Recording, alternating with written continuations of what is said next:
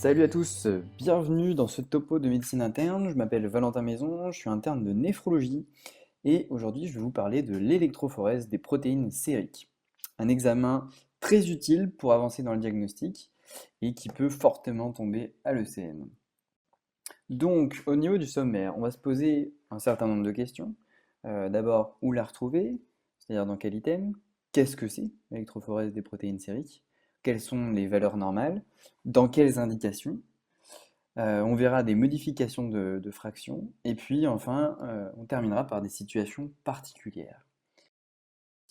Alors où la retrouver? En fait, j'ai appris des items où l'électrophorèse des protéines sériques était le plus à même, en fait, de tomber. Et donc, on a évidemment l'hémato, avec tout ce qui est leucémie aiguë, LLC, lymphome, myélome. On a aussi en néphro, hein, avec évidemment le syndrome néphrotique et puis les néphropathies glomérulaires. On a dans l'item cirrhose, par exemple, hein, on peut avoir des EPP. Et puis évidemment dans tous les items de médecine interne comme l'inflammation, la fièvre, les pathologies auto-immunes, les vascularites, le lupus, et puis le Horton, la PPR. Et puis voilà, c'est une liste non exhaustive, mais pour vous dire que ça peut tomber et on peut vous poser une question en vous demandant en fait d'analyser une EPP et de vous dire bah, qu'est-ce que vous retrouvez là-dessus, à quoi ça vous fait penser, etc., etc. Il y a vraiment un gros potentiel par rapport à cet examen-là. Donc l'important c'est de bien comprendre ce que c'est. Ce que c'est en fait, c'est une migration de protéines selon leur charge. Donc évidemment les protéines du sang dans ce cas-là, on peut faire aussi un électrophorèse des protéines urinaires, mais ce n'est pas le sujet de ce topo. Et puis on utilise deux méthodes, la classique en gel, donc on met le sang dans le gel et puis ça migre, et puis une autre méthode un peu plus récente qu'on appelle la méthode capillaire. Le principe c'est qu'on va estimer une fraction en pourcentage, à partir de l'AUC des courbes formées, et puis on va rapporter à la protidémie totale, c'est-à-dire qu'on dose, quand on fait un EPP, on dose toujours une protidémie en parallèle pour pouvoir calculer les sous-fractions. Donc les sous-fractions, vous les voyez représentées là, albumine, alpha 1, alpha 2, bêta 1, bêta 2 et gamma. Quelles sont les valeurs normales? Alors, je vous ai mis des valeurs normales, évidemment ça peut varier selon les laboratoires. Moi, ce que je veux, c'est que si vous les connaissiez pas, que vous fassiez pause tout de suite et que vous preniez un petit temps en fait pour les regarder. L'idée, c'est d'avoir vraiment un aperçu de ces valeurs, pas forcément de les connaître par cœur, mais au moins savoir par exemple qu'une albumine à 30, c'est pas bon, qu'une protidémie totale à 100, c'est suspect. Vraiment avoir des ordres d'idées. Donc faites pause si vous ne les connaissez pas. Si vous connaissez, on passe directement au diaporama suivant. Dans quelles indications?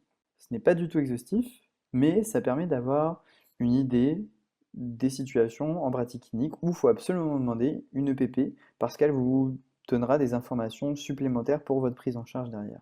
Quand vous avez un taux de protide circulant élevé, c'est suspect. Vous pouvez par exemple avoir une gammapathie monoclonale et donc il faut absolument demander une EPP pour voir ce qui se passe là-dessous. Une élévation inexpliquée de l'AVS.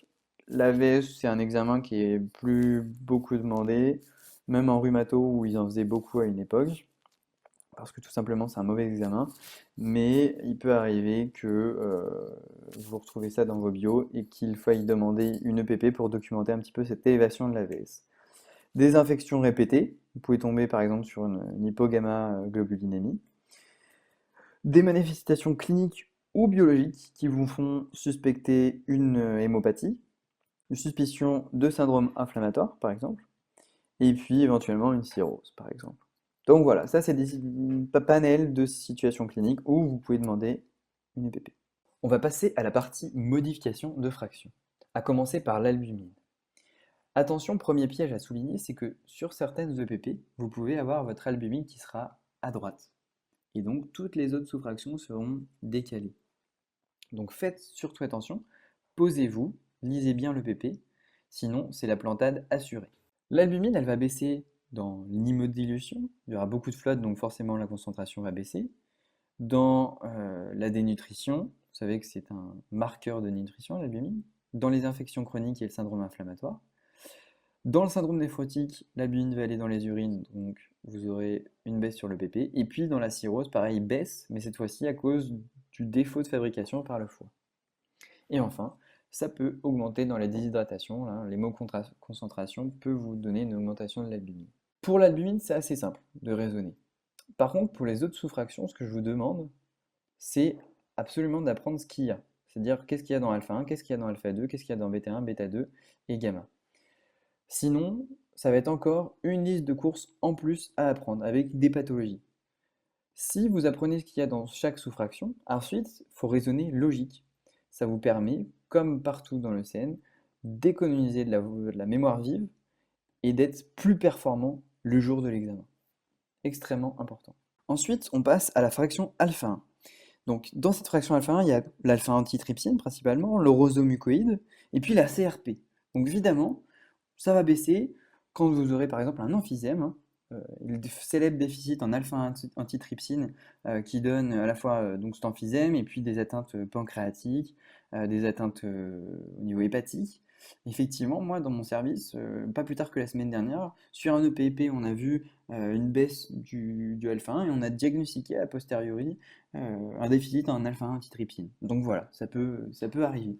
On a ça aussi dans les hépatopathies sévères. L'augmentation, par contre, notamment via l'augmentation de la CRP, on va avoir ça dans les maladies inflammatoires, aiguës ou chroniques. La fraction alpha 2, qui contient principalement l'alpha 2 macroglobuline et l'aptoglobine.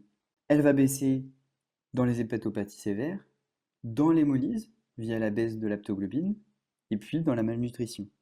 Elle va augmenter au contraire dans tout ce qui est maladies inflammatoires aiguës ou chroniques, et puis aussi dans le syndrome néphrotique, c'est assez caractéristique dans le syndrome néphrotique, vous allez avoir une fuite de toutes les protéines et puis une augmentation du alpha 2. On verra pourquoi après. La fraction bêta 1 qui contient à la fois la transférine et le fibrinogène. On peut avoir une baisse de bêta 1 dans les maladies inflammatoires et dans l'insuffisance hépatocellulaire par défaut de production de la transférine et du fibrinogène. On peut avoir une augmentation également dans les maladies inflammatoires et dans les carences martiales par baisse de la transférine. Alors pourquoi on peut avoir à la fois une baisse et une augmentation dans les maladies inflammatoires? Ce tableau issu du Collège de médecine interne est vraiment excellent.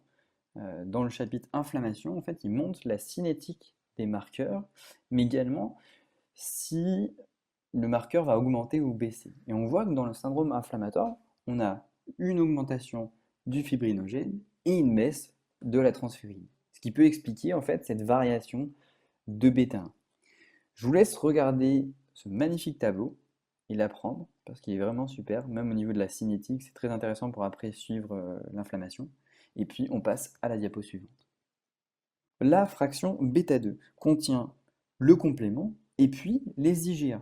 Donc évidemment une baisse, c'est un déficit surtout en complément. Ça peut être aussi un déficit humain.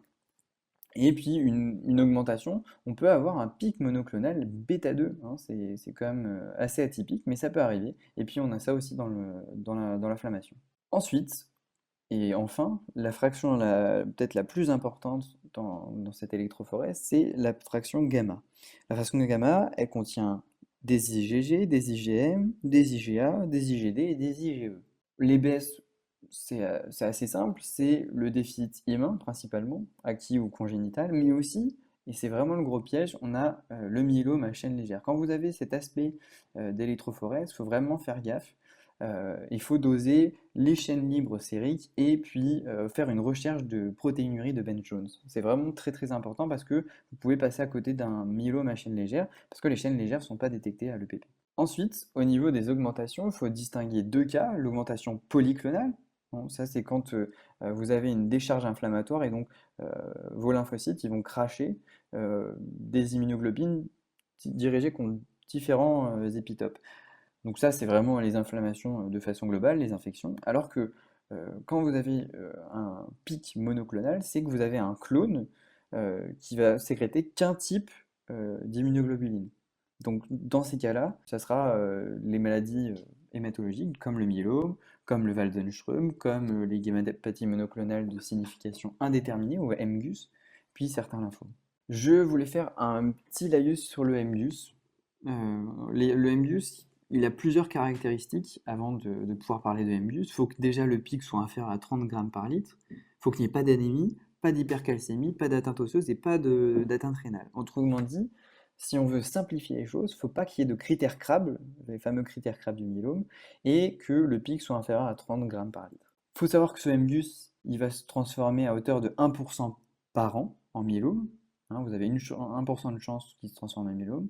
Et la prévalence, elle augmente avec l'âge. Il faut savoir que 7% des plus de 80 ans ont un MGUS, donc c'est vraiment assez commun, quoi. Quand vous avez un pic monoclonal, que ce soit un MGUS ou quelque chose de plus malin, il faut absolument le caractériser.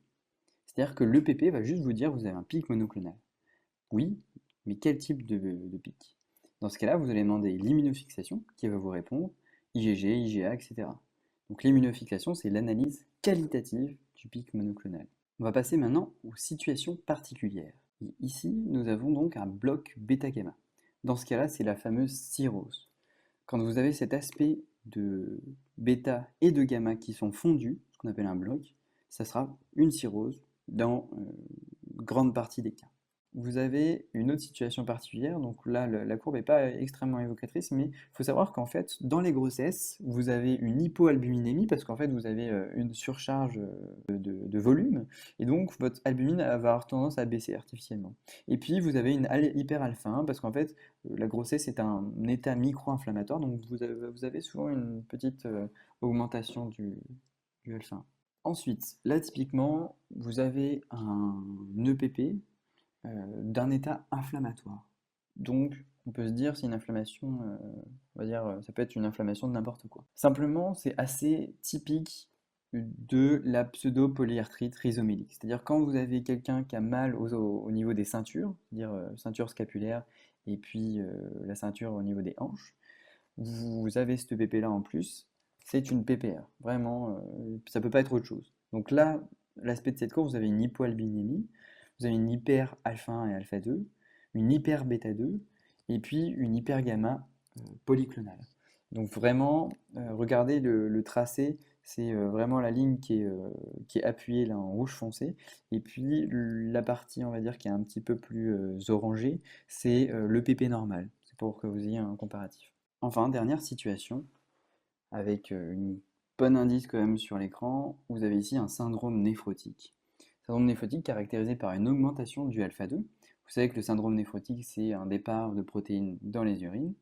Et en fait, en réaction à cela, il y a une fabrication, on va dire, qui est anarchique ou en tout cas inadaptée de certaines protéines par le foie qui donnent, entre autres, cette augmentation du alpha-2.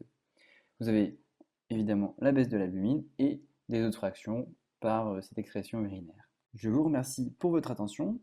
Je vous souhaite plein de courage pour toutes les heures de travail qui restent à venir et je vous dis à bientôt sur ecni.fr.